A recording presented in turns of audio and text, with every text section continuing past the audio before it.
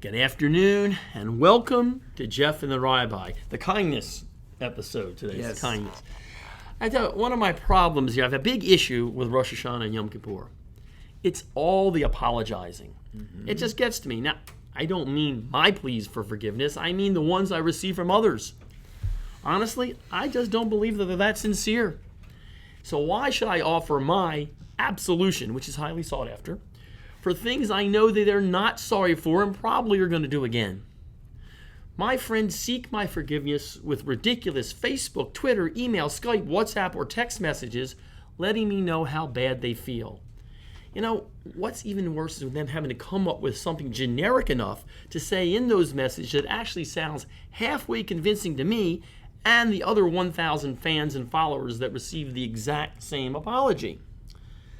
Though I guess if the message sounded sincere enough, I would have to accept their apology, even if they're going to do it again, because I'm kind of hoping for the same treatment from God and the same courtesy. So I'm thinking... You know, I was just thinking, like in Facebook, they have, like, Right. up, down, right. Right. They could have apologize, just like hit an apology button. They actually should, at least this time of year, they should put that up there. Yeah. That would help out. But I'll tell you what I did. Last night when I was in meditation, because I meditate a lot, not really, but I came up with a perfect solution to help all of you hapless sinners out there make more sincere sounding apologies. Wow. We need help. This is big. I have created the first, soon to be Kashrut certified, fill in the blank, Mad Lib Rosh Hashanah Yom Kippur, one size fits all confession. This is going to work. Wow. Trust me. Can't wait. I tested it. For those of you who don't know what a Mad Lib is, I'll just tell you, you just fill in the blanks. After I'll tell you what you need to fill in the blanks for, like a person's name, an adjective. You fill in the blanks, and then we fit it in to this sentence that I wrote. Took me all night to do, like 5 minutes. It literally covers every apology that anyone can make. So if you got a pen and paper handy, please just write down what I tell you. Then we're going to fill this in. You ready? Here goes. Now write down the answers. Number one, a name of a person to apologize to, whoever we're sending this to. It can be multiple because you can send this to multiple people. Number two, a family member, like mother, sister, father, something like that. Number three, a farm animal. We all have our favorite farm animals, I assume, out there, so put that in number three. Number four, a verb in the past tense. 5, an item at your home, any item in your home. Number 6, your favorite narcotic. I'm sure that's going to be different for different people. 7, that same person's name as we mentioned above. 8, a different family member. 9, this is a toughie, your favorite marsupial. So you're going to have to really think a little bit on that one. That could be tough. 10, an adjective ending in ing. 11, a different adjective ending in ing. 12, a description like pretty, skinny, fat, whatever it happens to be. And 13, the last one, an item of clothing. Now, with all that, I'm now going to read out the paragraph that I designed for the perfect apology. All you do is when I say blank, you read out number 1, then blank again, you read out number 2, and you say it, and I guarantee you this apology will fit all, everybody will be happy, and it will pass the gates of heaven, and everything's going to work out. So here we go. Wow. Dear blank, that's where you put number 1. Dear blank, I am so sorry that I wronged you this year. I apologize that I mistook your blank for a blank this past Labor Day. It was an honest mistake. I also must admit that it was me who blank your favorite blank and sold it to buy blank. I was very desperate at the time, and blank, it was really not my fault that your blank looks like a blank. In my defense, it was very dark and I had been drinking at the time. Again, I am sorry, and I will definitely try to be more blank and blank this coming year. P.S. I did not say that you looked blank in those blanks. And that's it. Voila. Just like that. Instant contrition. With that completed, I officially absolve you of all your sins. Now, I do have a legal note I have to read down here at the bottom with that absolution. This is from our lawyer. Jeff is in no way a rabbi, priest, imam, duke, duchess, or in any way related to even or has any knowledge of anyone who is of high moral character and has any authority to absolve you of any wrongdoing. In fact, it is possible that Jeff is not even who he purports himself to be. If Jeff is even his real name, in fact, his real name could actually be James Jethro Jamal Jackson, or if he really feels like wearing a dress, Jessica. So anyway, there you have it. Absolution for everybody. I assume the rabbi will bless this whole letter, and this will make it everything perfect for you this year. You know, Did I get anything wrong in that one? to say that I don't know where to begin, that's the understatement of the year. All I can say is we need to get in touch with Arthur Blank. Yes. Right, okay. I think that's Yes, the only one that's missing in I think there. it's the only blank we can Right, get. and fill in the blank. Oh, Okay, wow. got it. Okay. So any more? Or are we still going, or are we done? You're done. Okay. I'm out. Let's go to the rabbi right now. At this point, you're done. I'm out. Okay, well, let's step in here a little bit and see. Okay. We have problems. It's this time of year, and much of the wrongdoing that has gone on between peoples. And the truth is, we see this in our society, much of the tug-of-war over all kinds of issues. We have all kinds of issues going on, societal issues, and there's all this tug-of-war, and much of it really has to do with this issue of kindness. Like, I wasn't kind to you, I was maybe mean to you, I was insensitive to you, I hurt you, and you got insulted. I now need to apologize to you because whatever it was, I denied you something, I took something, whatever. These things get complex. But the bottom line is, usually if A hurt B, it's really because of a lack of sensitivity that A had on B's to B. Okay. Right. Most of the time you're apologizing for that. Now, like you're usually not apologizing for the fact that, like, I broke into your house and I burglarized the house and I took your jewelry. Most people are not apologizing. Maybe some are, but mostly it's more. If you're trying to get your sentence reduced at the end, you apologize. Yeah. Right, That's when it. But most of the apologies that we're going to be running into is usually because I was insensitive to you. I really didn't know, or I didn't appreciate, or at least I'm saying I didn't know that you would be hurt by this. Maybe I was really trying to jab you, but I didn't. I say that I didn't know, or I didn't appreciate, or really the sort of like I stepped on your foot, but I didn't really realize it. Right. Oh, my words. I'm sorry. Then the classic, of course, bad apology is, I'm sorry if you were hurt by what I said. I use that one a lot. I Yeah, do. I do. You know what? Don't even try that. I'm so sick of that. Don't tell me that you're sorry if I was hurt by what you said. I mean, are you sorry with what you said? If you're not, you're not. Don't get into my I'm sorry that you were hurt. Right. So you're right. That's a really good point. I have to work harder on myself for not being hurt. Thank you for apologizing to me. I think. I guess something was missing in that something. one. Okay. What? Huh? Yeah. Okay. But really, I believe that there's this issue of kindness. The problem is, in our society, we have a very, very big problem of knowing when to show kindness to others. Listen, the problem is at our borders, the problem's all over the place, right? So, like, all these people are there at the border. On the one hand, maybe we show kindness to them. They should just, just like we'll let them in, we should take them, they need help them out, and so on and so forth. On the other hand, what do you mean? They're taking away our jobs, or they're going to come in, they're criminals, or they're just going to mooch off of us, and they don't really deserve it, and all that. And a lot of the kindness issues have to do with, you don't really deserve it, you're taking advantage of me, or you didn't show me that kind of kindness. Now, why do you expect that? I don't get that type of understanding. Why should you get that type of understanding? I don't get a pass when such and such happens. Why should you get a pass when such and such happens? And, that type of stuff. And then people say, well, I deserve a pass because I didn't get a pass because I'm a woman and I've been discriminated against, or I'm black, I've been discriminated, all kinds of things. And what we don't really know is, we all don't really know when to be kind and when not to be kind. We're all out of balance with this. Right. The society is in general. And I believe that much of this stems from the fact that we did not that we didn't get our way or get what we want, but to use some real, I guess more modern lingo, we're not our feelings weren't validated. Now, how's that? And for a guy that like runs the other direction from psychobabble, talk about that one. That was a real like psychobabble bomb right there. I mean, I think I was just triggered hearing that. But yeah, right. That might be enough for me. Right. See, here's what I'd like to say. That we have a hard time being kind to other people. But part of the reason that we're not kind to other people, I think, let me take it even a step ridiculously further, is that perhaps we're not kind enough to ourselves. And I don't mean that we always have to like indulge ourselves and all that. If I had a couch here, I'd be lying down. Yeah, for sure. Stuff. This is good. But anyway. Yeah, absolutely. You'll almost be lying on the floor without this. Right. I'm about to like knock you out. You're gonna go unconscious. That could be bad. That could be bad.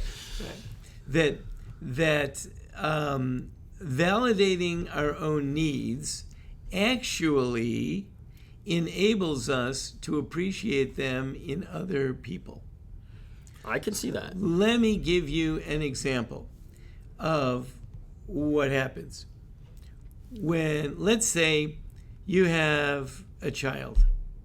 The child is growing up, and the child had a birthday. And no one gave the child a birthday card. Everyone forgot to give the child a birthday card, right?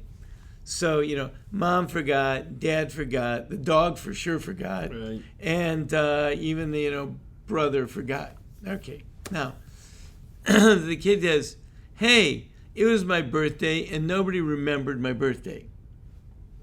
So, the parents could react in two ways. Parents could say, well, really sorry no one remembered your birthday. And I know that it feels really good when people remember your birthday. I'm really sorry that I didn't. And I'm sorry that I got like hung up in my own stuff. But I understand that you feel really ignored by the fact that you didn't get the birthday card. Right. Right? And then you might even have a good excuse and say, I'm really sorry that how you feel, but, whatever. I was in the hospital for the last week, so I couldn't give you a birthday card. Okay. Right. There is another way to do it, which is also kind of popular.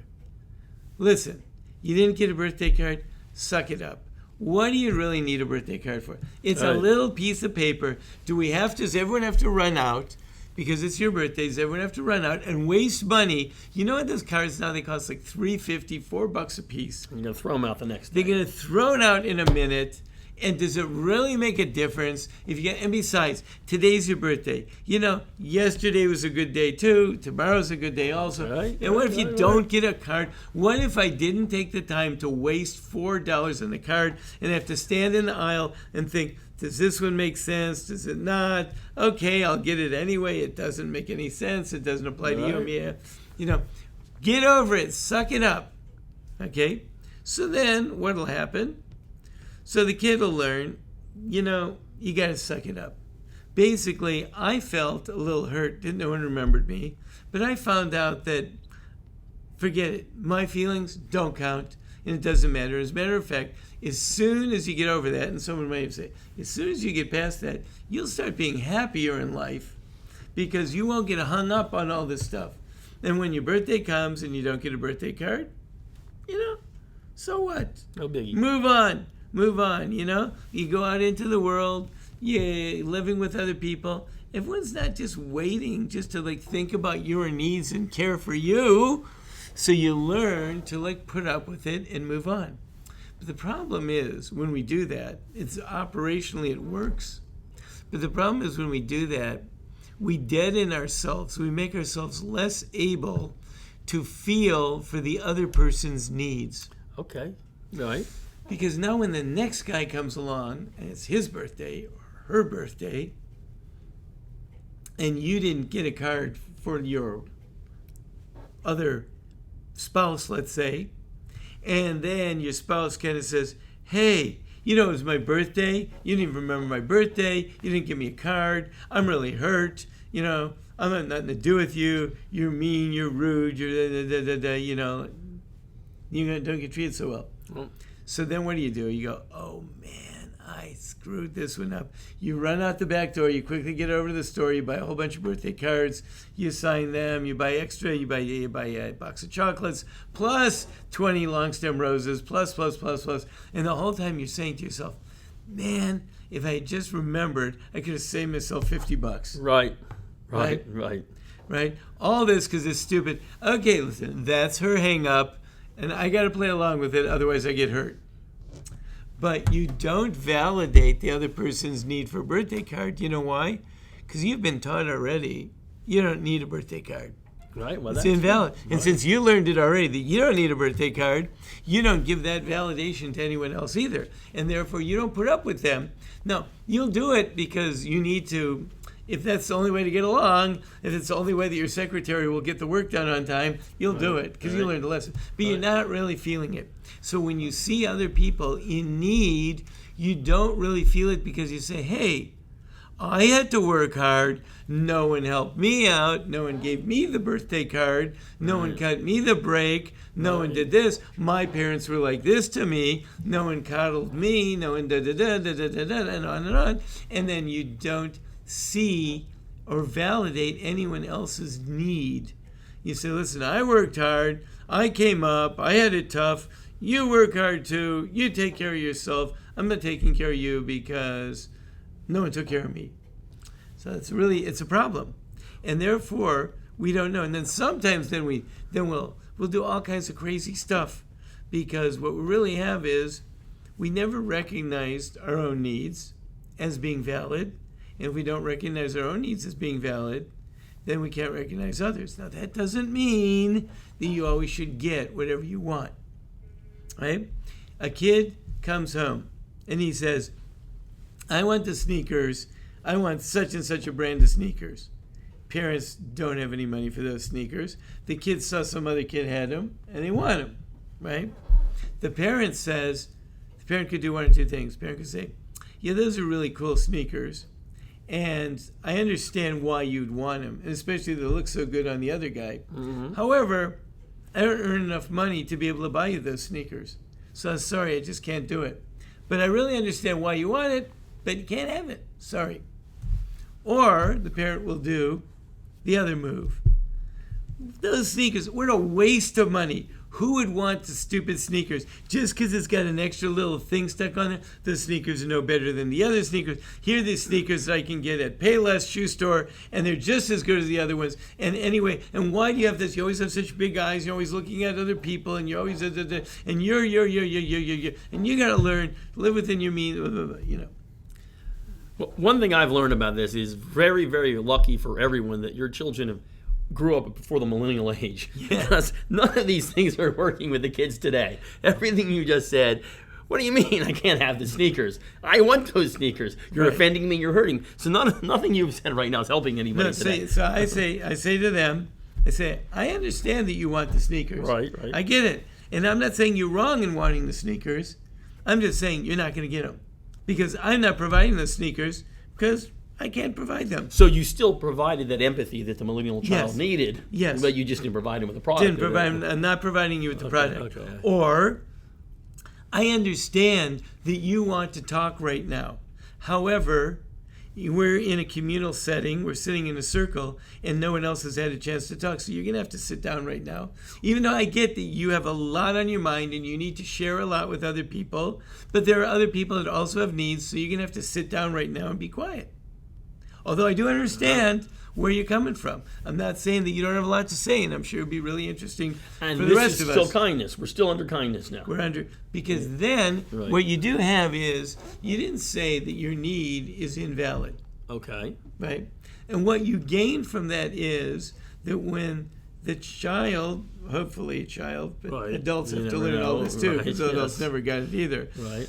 You can learn that other people, that you can have needs, and therefore other people can have needs. And they really do have needs. So hopefully as you grow older, when you see other people have needs, see there's a lot of people that are so busy with their own denial that they can't recognize anyone else's needs, right? And they can't recognize if it doesn't hurt me, it shouldn't be hurting you.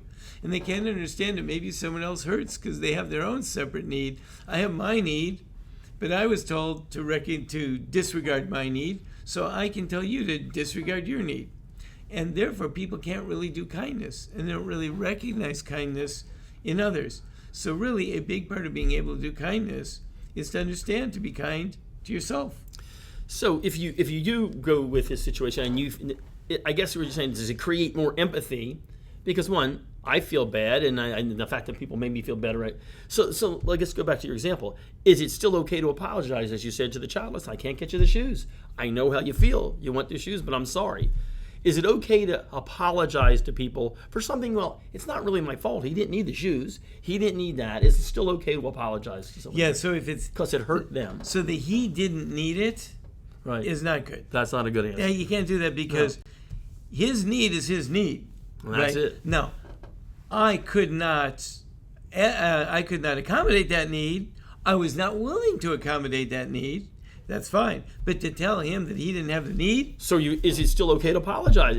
On Yom Kippur, to say, listen, I'm sorry, I couldn't get you those shoes. Even though you don't want to get him the shoes because she doesn't need those shoes. So most of the time, that does not require apology. Okay. If you couldn't get it because you couldn't do it, you don't have to apologize. Where you mostly have to apologize is, you have to apologize in that I was not sensitive to realize that you had a need. Right? And many of the times, I could have easily accommodated your need, but I wasn't sensitive to your need. Right? Like, for example, someone says they've got a problem. Right? Something's bothering them. Mm-hmm. So you could tell them, no, it's really not bothering you. Like when people do, what's that? Get over it. That's me. I do Blow it off. What are you talking about? You know, if you're on the sports field, you just got creamed. Marty, suck it up. Come on, get back in the game. You know, right? You know, like, and this is what kids do. You know, I have a grandson. I think he's in 5th grade. He just announced that he's not going to cry anymore on a ball field. He's a crier. He gets knocked down. He likes to play, but when he gets knocked down, he cries. Okay, that's He decided, he announced he's not crying anymore. Why? What happened? He said he realized the other kids don't like it. Okay, well, right? Okay. You know, it didn't mean, and it's very good. Like, it's like his parents didn't tell him it doesn't hurt you.